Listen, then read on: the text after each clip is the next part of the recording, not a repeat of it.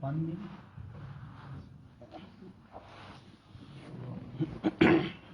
135 تک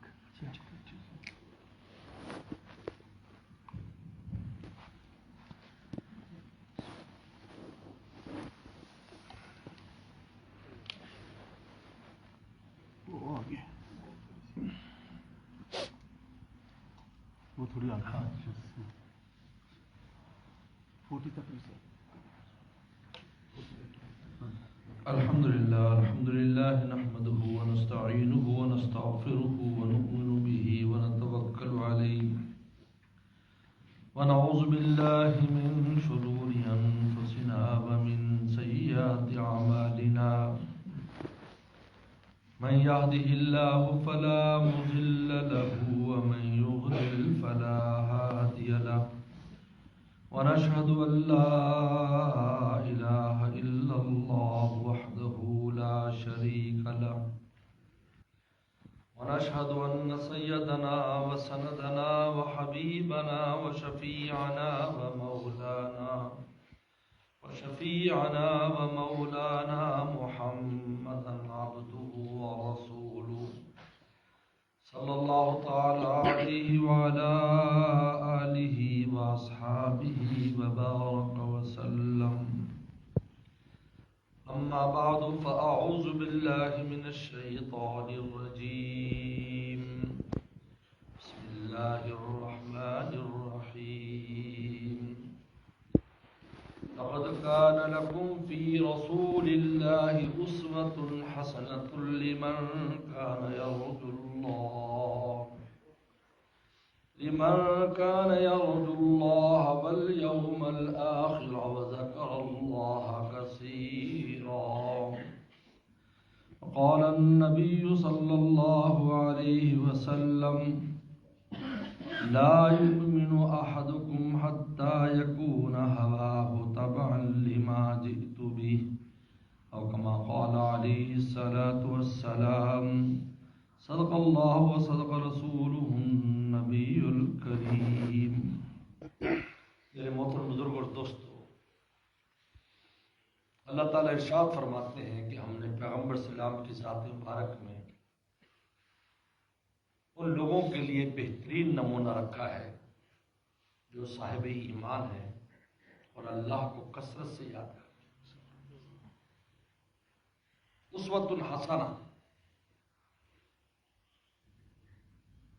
ہمیں جو دین اسلام ہے یہ ایک تھیوری کے طور پر اللہ نے نہیں دیا. تھیوری کی سمجھنے میں غلطی بھی ہو سکتی ہے. نمونہ وہ ہوتا ہے جو پریکٹیکل دکھایا جاتا ہے. نمونہ، اور جو نمونہ جب دیا جاتا ہے کسی شے کا، اس میں کمی بیشی کی اجازت نہیں ہوتی.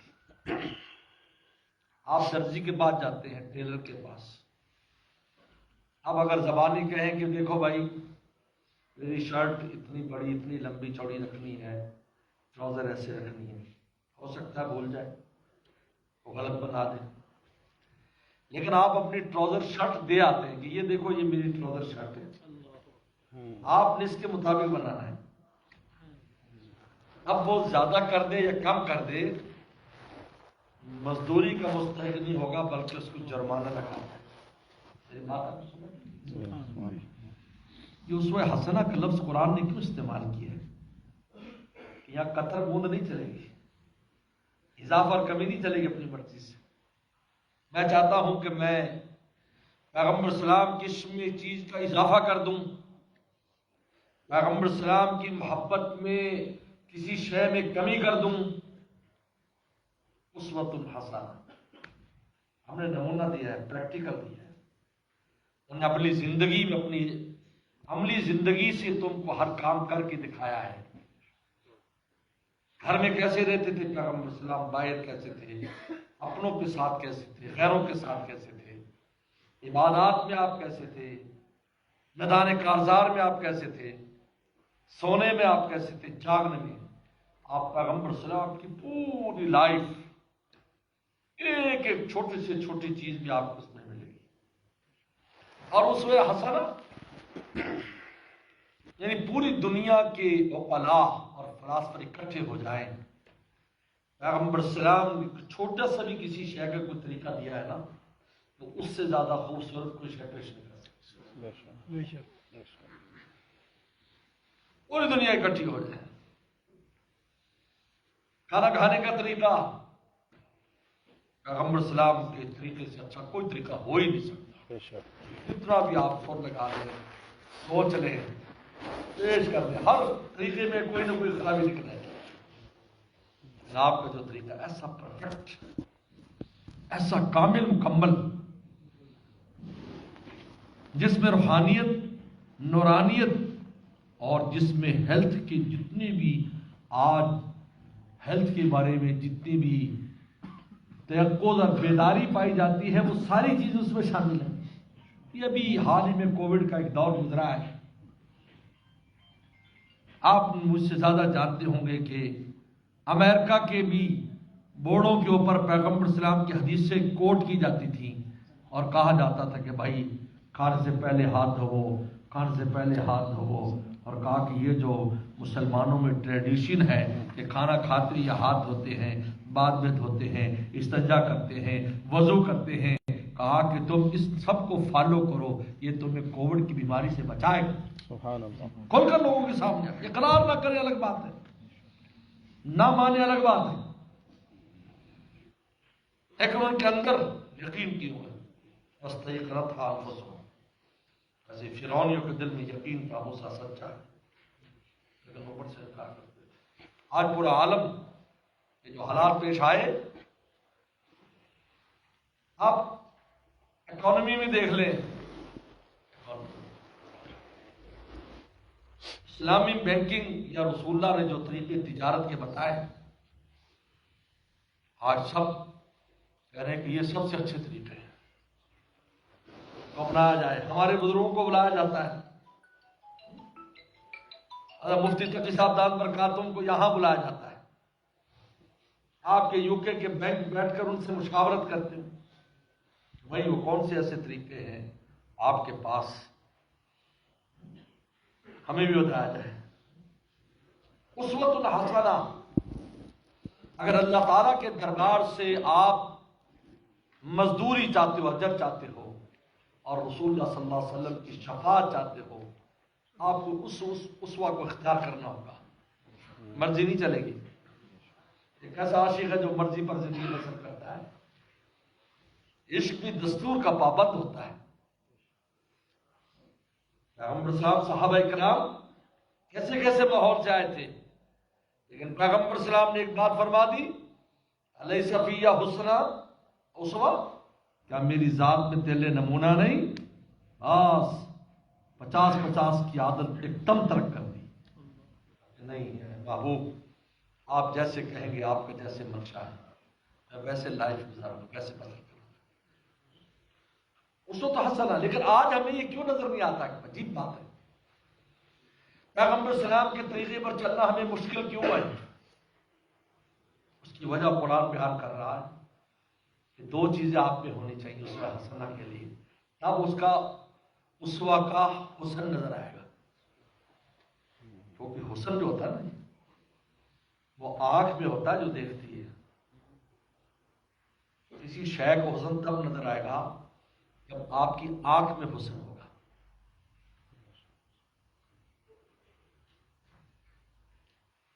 ایک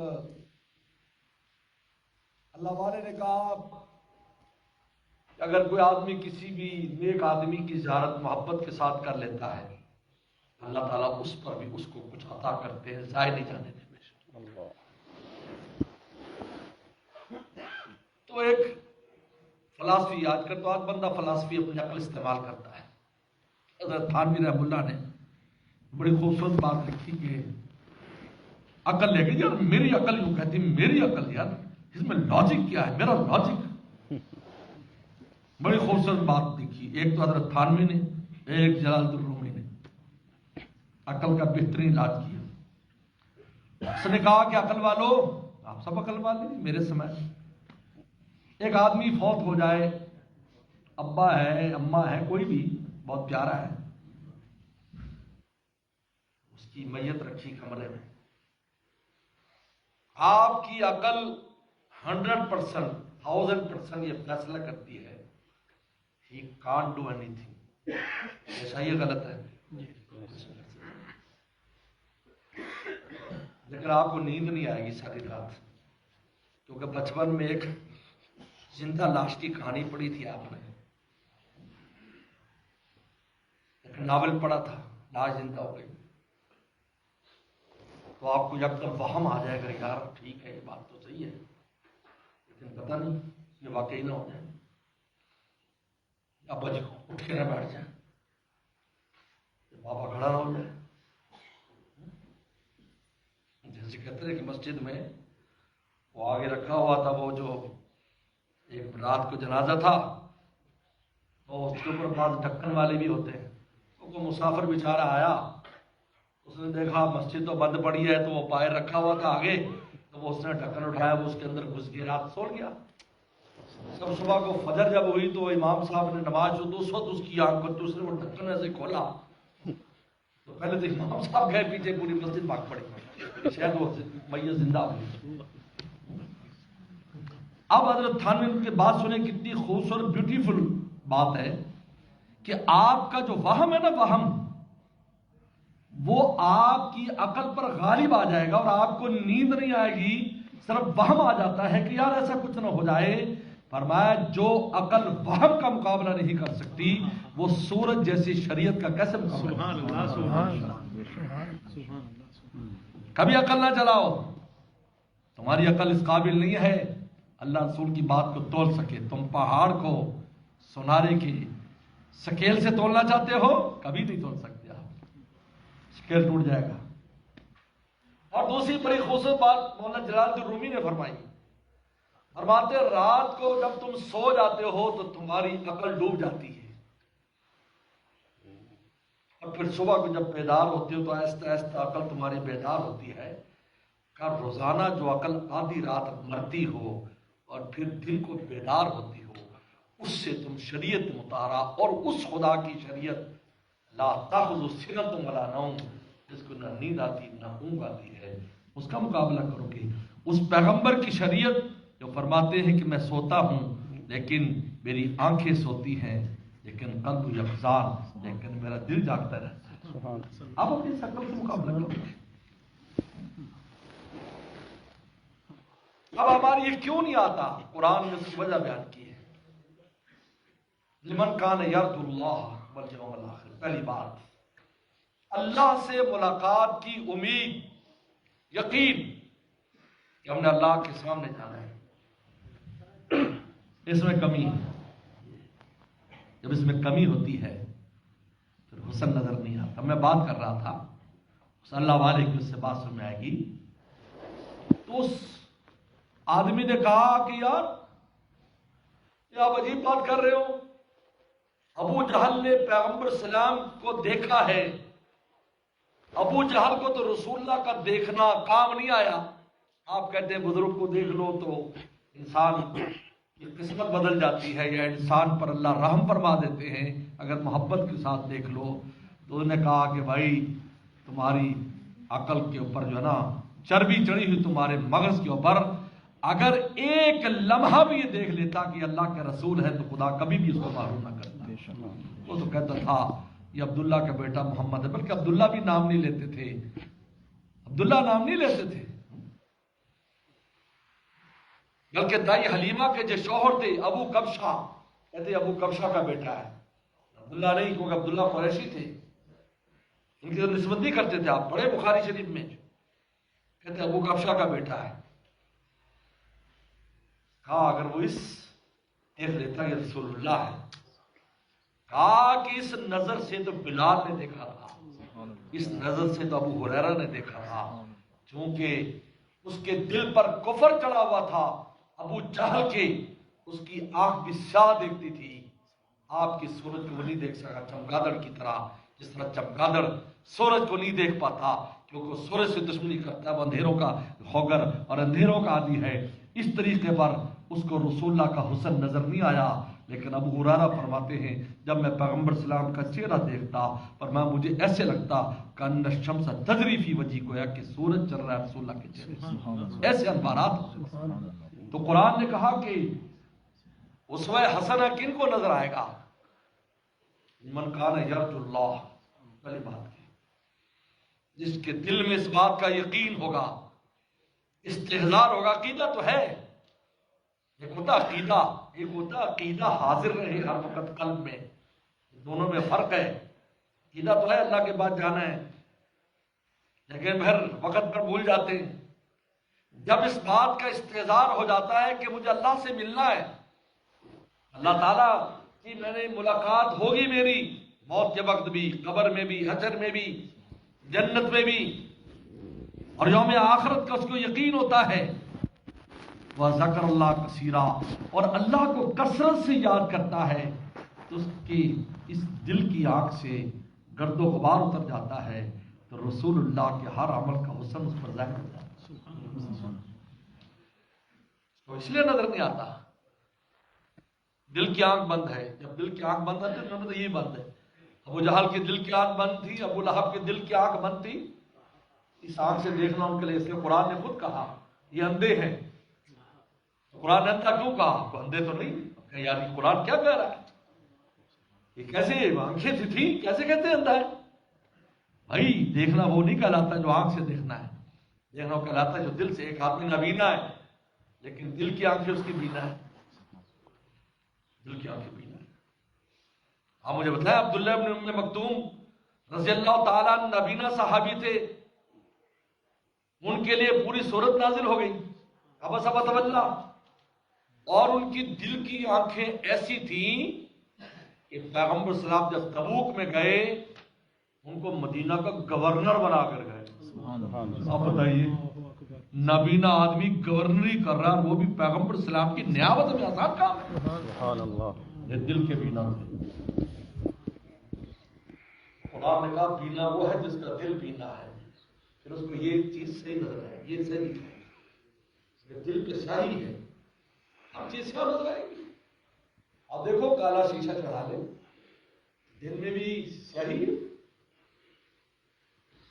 یہ دل سے یہ آنکھ دل کے مطابق دیکھتی ہے. آپ کا دل منور ہے، آنکھ سے نور نکلے گا. آپ سائنس کے اعتبار سے دیکھیں کہ آنکھ کیسے دیکھتی ہے، کیا ریفلیکٹ کرتی ہے. یہ دیکھو میں ستون کو دیکھ رہا ہوں، یہ شعاع جا کر ٹکرا کر واپس آ رہی میری آنکھ میں. It's true. اگر یہ دیوار پاکیزہ دیوار ہے، مسجد کی دیوار ہے، خانہ کعبہ کی ہے، مسجد نبی کی ہے، روزے کی، تو یہ نور لے کر آئے گی. Come back. بے شک. اور اگر گندی چیز دیکھے گی، شہوت کے مناظر دیکھے گی، گندگی دیکھے گی، گندگی لائے گی، اس لیے اس کا دل پر اثر ہوتا ہے. انسان کی شیطانی جذبات ابھرتے کیوں ابھرے بھائی؟ کوئی چیز آئی ہے جس نے آ کر آپ کے شیطانی جذبات کو ابھارا ہے. کوئی چیز آئی ہے جس نے تیرے پاکیزگی کے جذبات کو ابھارا ہے. اس لیے پیغمبر السلام نے فرمایا کہ خانہ کعبہ کو دیکھنا بھی عبادت ہے، آب زمزم کو دیکھنا بھی عبادت ہے. سبحان اللہ. آب زمزم کو پینے کی سنت یہ کہ اس کو دیکھیں تاکہ دیکھنے کی عبادت بھی لے اور پینے کی عبادت بھی لے، دونوں مزے لیں، دیکھے بھی اور پیے بھی. خانہ کعبہ کو دیکھیں تو آپ خانہ کعبہ کو دیکھیں. حدیث شریف میں آتا ہے 110 رحمتیں روزانہ خانہ کعبہ پر نازل ہوتی ہیں. 60 طواف کرنے والوں کو ملتی ہیں، 40 نماز پڑھنے والوں کو ملتی ہیں، اور 10 صرف دیکھنے والوں کو. میں ان کو دیکھتا ہوں جو مدینہ دیکھا ہے، ان آنکھوں میں وہاں کے جلوے سمائے ہیں. میں ان کو دیکھتا ہوں. اس لیے کیوں سنت قرار دی ہے؟ حاجی کا استقبال سنت ہے، نمازی کا نہیں ہے. آپ جائیں آپ کا استقبال سنت نہیں ہے. زکات دے کر آیا سنت نہیں ہے. روزہ رکھ کے آئے، افطار کر کے آ رہا ہے تو سنت نہیں. حاجی آیا تو سنت ہے. کیوں؟ کہ اللہ رسول کے جلوے اپنے نگاہوں میں لے کے آ رہا ہے. سبحان اللہ. یہی راز لکھا ہے علامہ سہیلی نے. بس بات ختم ہو رہی کہ پیغمبر صلی اللہ علیہ وسلم معراج میں اللہ تعالیٰ کی زیارت کر کے اور آپ سے نمازوں کے احکام لے کے آتے. زیارت تو ایک بار ہوئی صرف، لیکن پھر پردے کے پیچھے سے کلام ہوتا تھا اور نمازیں. آپ نیچے آتے، 7ویں آسمان پر حضرت ابراہیم صلی اللہ علیہ وسلم ہے، 6 پر موسیٰ صلی اللہ علیہ وسلم ہے. موسیٰ صلی اللہ علیہ وسلم کے پاس آپ رکتے ہیں، آپ ان کو مشورہ دیتے ہیں، آپ کی امت کے لیے 50 نمازیں زیادہ ہو جائیں گی. وہ واپس جاتے ہیں. پیغمبر السلام سے پتہ چلتا ہے کہ آپ کے اللہ تعالیٰ کا کیا مقام تھا جب جاتے تھے دربار میں. گئے آئے، 5 نمازیں رہ گئی، اعلان کر دیا اللہ تعالیٰ نے، لا یبدل قول لدی. ترمذی کی حدیث ہے، میرے ہاں بات تبدیل نہیں ہوتی. یا خمسن وہی خمسون ہے 5، پڑھو 5، لیکن اوپر جب آئے گی تو لکھی جائے گی 50. کہ میں 50 کا فیصلہ کر چکا ہوں، لیکن اب کرتا یوں ہوں کہ کرو پڑھو تم 5، 1 10 کے برابر لکھی جائے 50. اب یہاں پر یہ بات کی جو آخری بات میں کر رہا ہوں کہ موسیٰ صلی اللہ علیہ وسلم کے پاس ہی آ کر آپ پر کیوں رکتے تھے اور آپ مشورہ دیتے تھے کہ موسیٰ السلام وہ پیغمبر ہے جنہوں نے اللہ کی تجلیات کو دیکھ کر کوہ طور پر بے اختیار ہو کر عشق میں کہا ربی ارنی انظر الیک، اللہ میں آپ کی زیارت کرنا چاہتا ہوں.